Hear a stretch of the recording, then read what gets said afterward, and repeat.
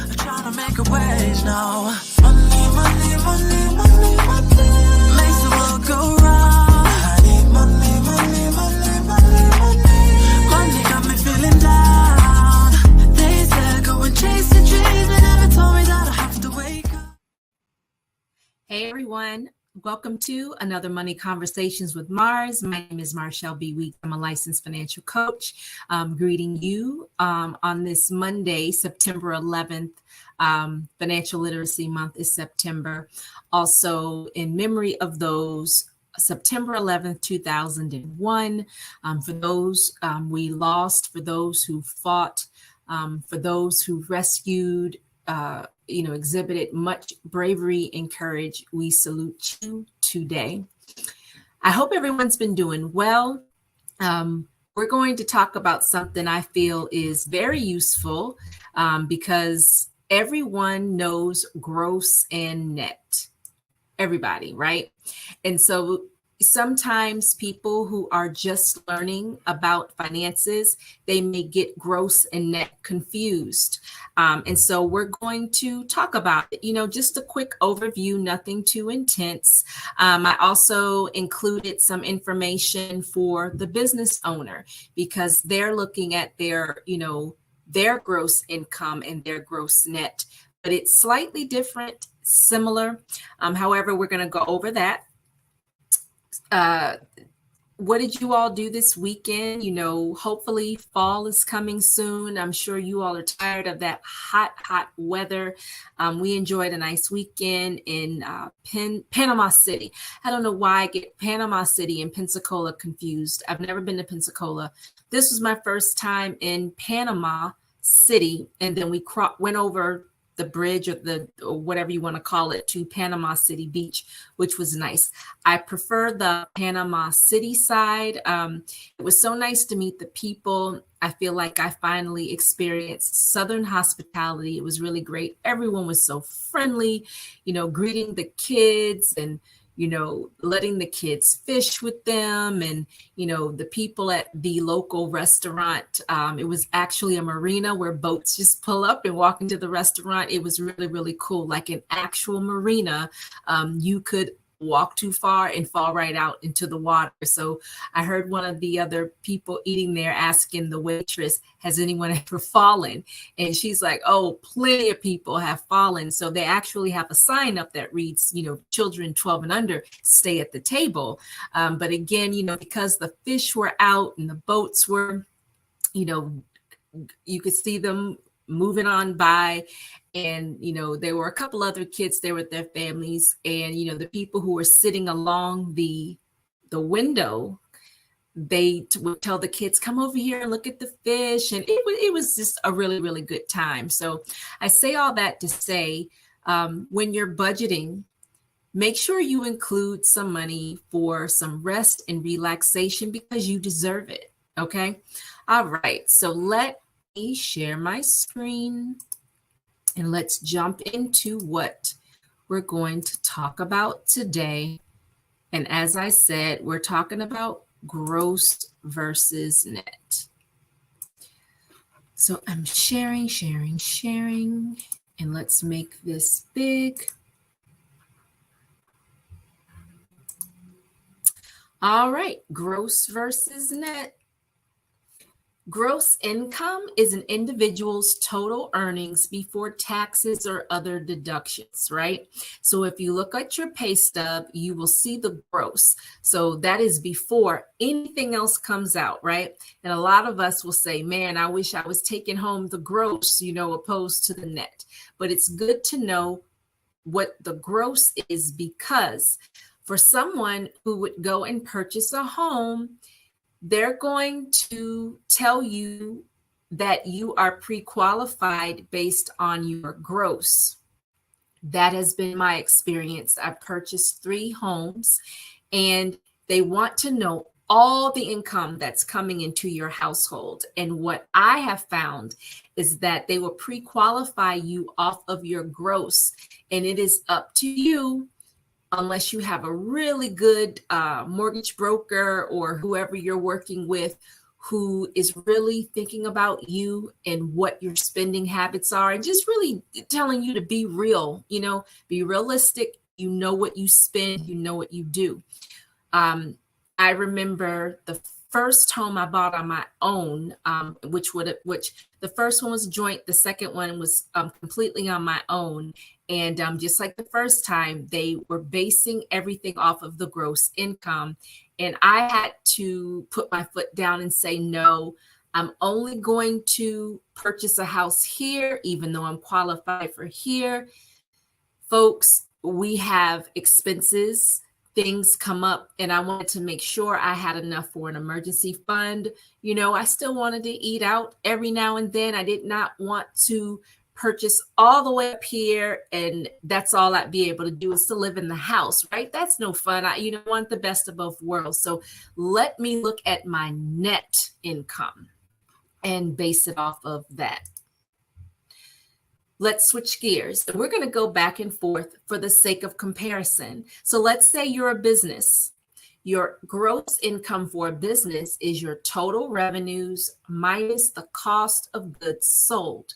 So your total revenue, everything you've brought in minus what it takes to run your business, right?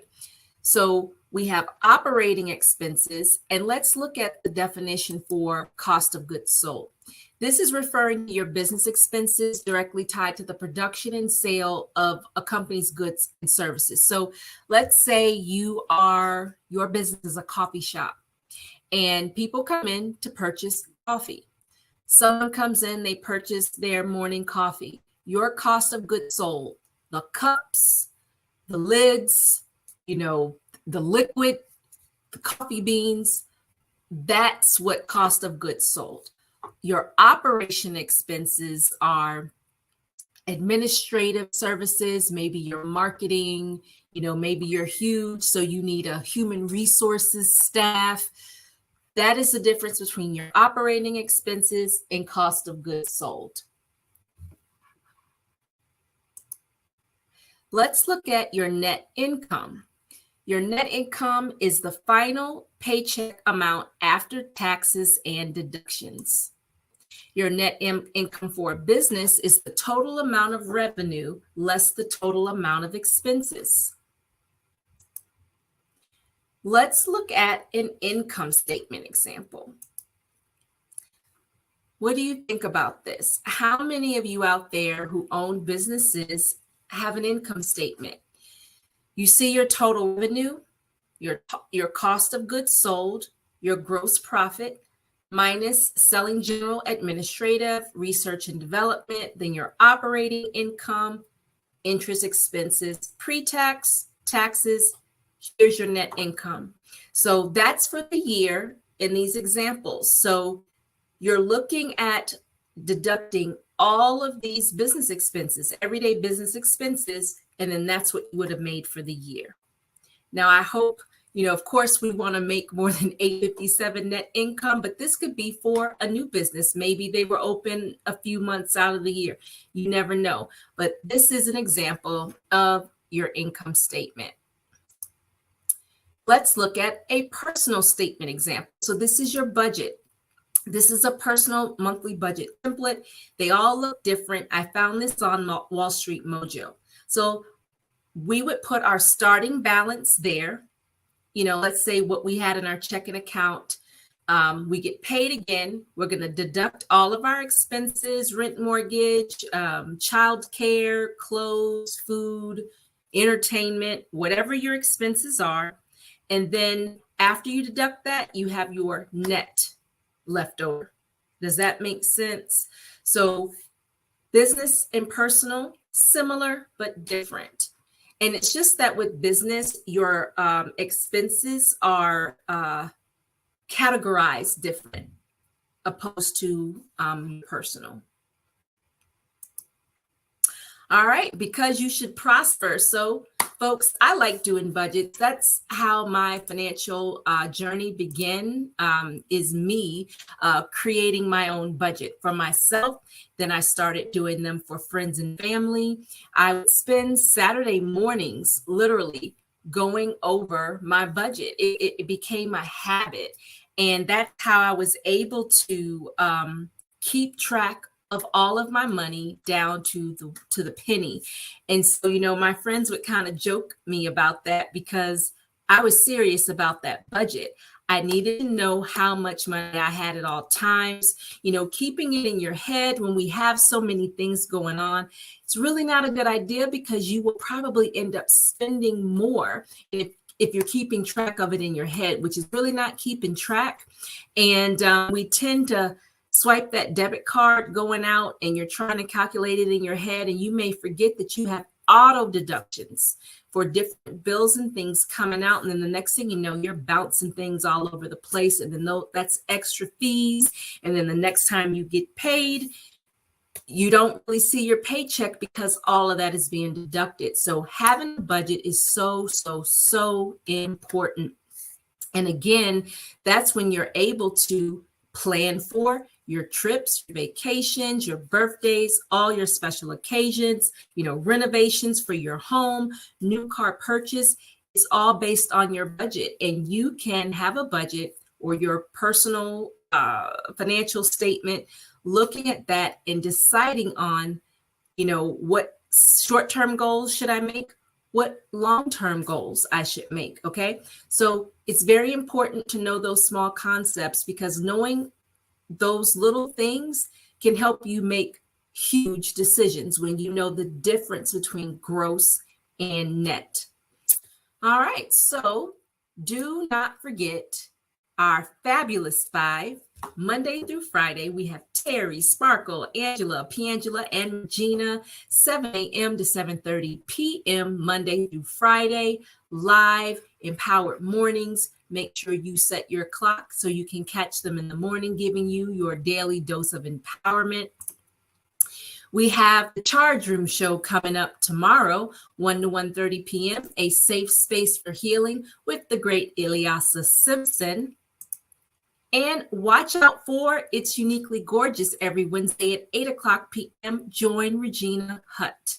Locked and loaded. She has a word for you, something practical that you can use in your everyday life. And as always, it's always great to spend some time with you. It is Financial Literacy Month. We're going to try to get to as many topics as possible. Because again, it's important to know these basic things because they can help us make amazing decisions, good decisions, and help us to avoid some bad ones as we, go through these building blocks of financial literacy. Because you should prosper. You all have a good evening.